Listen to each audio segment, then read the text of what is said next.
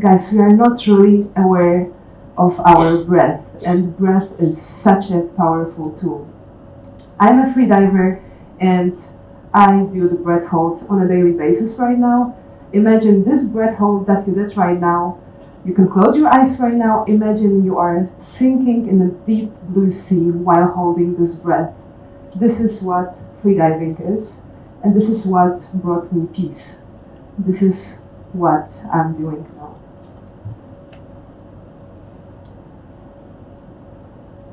Okay, let me tell you the story of a simple girl who decided to flow with the waves without resisting, and it brought her to her accordance. It's the story about me.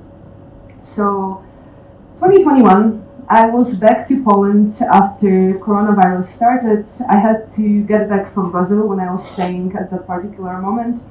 And I found myself in this very gray reality, closed in the four walls, not having idea what to do. I was working remotely for a big corporation as a graphic designer, but I was always on the go. That was my kind of way of living. And here I'm stuck in Warsaw, winter, -10, gray buildings around me, heavy lockdown, I cannot go out of home.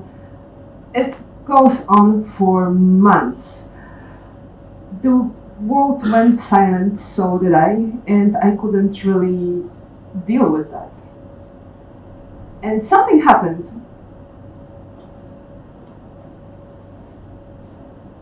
Apparently, just next Warsaw, in the suburbs of it, unexpectedly, we were announced that there is a deepest pool in the world opening. Somehow the facility managed to be open throughout all the restrictions, and I got a hope. I was thinking, okay, let me try to pursue some new passion. I was always into water, so I thought, let me try this freediving thing. I've heard a lot about that.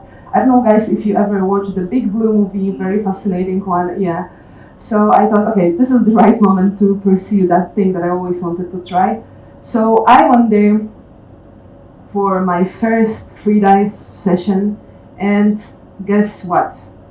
I was absolutely terrible. It was disaster, pure disaster. I went to 2 meters, I suffocated, struggled. I couldn't really understand why in the world somebody would decide to do something so absolutely unpleasant, okay? Well, with a very big disappointment, I left. I never looked back at this particular moment, and I stopped for months. I got back to this gray reality, again, with no purpose, just working on my corporate work, not really seeing anything happening on the horizon. And apparently there was a moment that I was so desperate for a change, and in some sort of impulse, I just bought myself a flight ticket to Egypt. I thought, okay, let's take 1 month of a break. Since I was working remotely, I had this opportunity to work from my laptop, so I did so. And I landed in this beautiful place called Dahab in South Sinai. It's a place where the mountains meet the sea, very small Bedouin village, nothing fancy, but beautiful place. I truly recommend to check it out.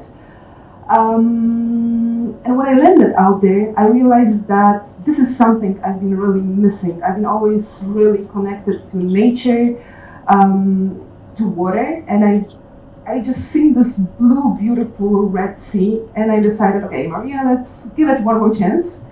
So I tried freediving again, and this time freediving came out to be something easier. I realized that I was pushing before. I tried to force freediving. I tried to prove everyone around me that I'm good at something instantly, and it didn't work. But when I just let it go, I went in the water and I realized that the art of letting go is what made this activity easy for me and actually allowed me to enjoy it and feel what freediving could give the person.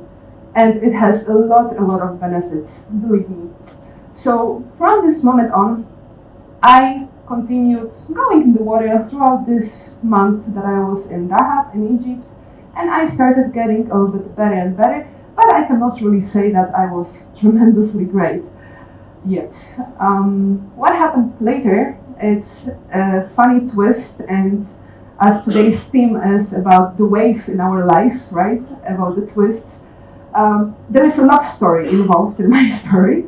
So I was walking on the shore of Dahab, and I saw this beautiful furry guy trapped in the sea.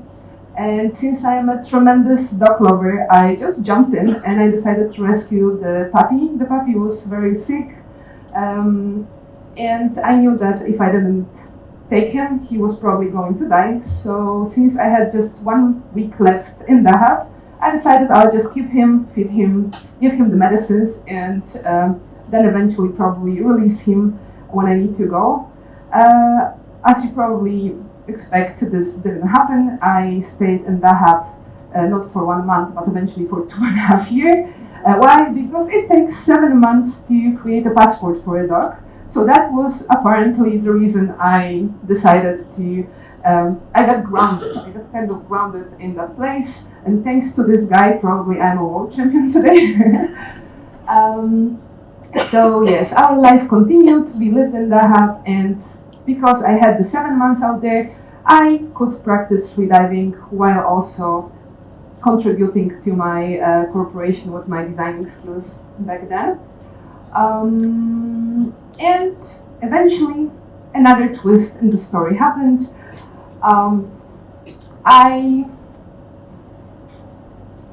Throughout my work, computer work, I just got up and I heard a crack in my back.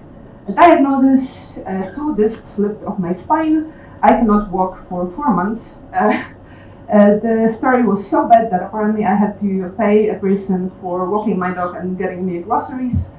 And out of, again, some sort of desperation, I decided to sign up for the freediving competition that was half year later. Why did I do that? I think it was some kind of self-agreement to get better. You know, I wanted to force myself, motivate myself to just quickly stand back on my feet. And this was some sort of motivation for doing so. That does not reward force. It rewards relaxation. The more you fight the water, the faster you run out of breath.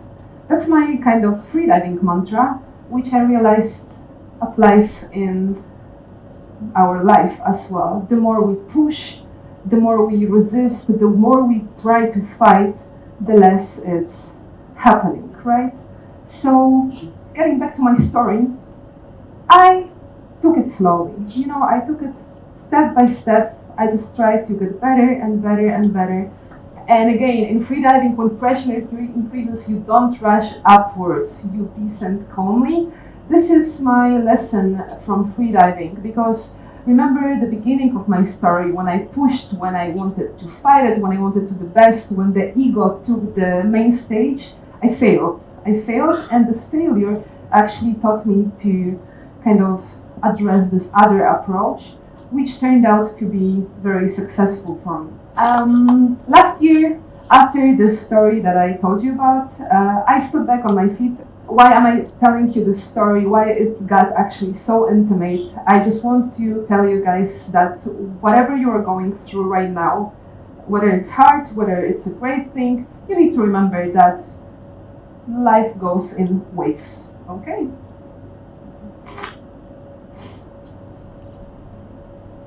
Alright, this is something that each of you, since we all are mammals, have possessed. These are like kind of reactions that we have when we are entering water, that body responds with to help us stay underwater longer. So first of those reaction is when we touch with our face the water, our heartbeat immediately slows down. Some of you who are probably scared of water wouldn't know about it because we start panicking, you know, and it kind of works against this reaction. But we do have it. Another thing is that the blood from our extremities goes into our vital organs to protect us. So the problem is not physiology. we all got it. We got it within ourselves to survive whatever stress it is, whatever bad things are happening in our life, or the good ones. You know, it's within ourselves. It's our resistance. It's our resistance that pushes us back from the solution, that pushes us back from the accordance. So, whatever you guys are going through, as I said before, try to observe, accept, and try to trust that you are on the right way towards your accordance. And I encourage you guys to look into the way you breathe, because we have a very powerful tool to control our life, which we are not really aware of, but it really is a powerful thing, and it really helps a lot if we do it consciously and understand how that tool that we possess really works. Thank you.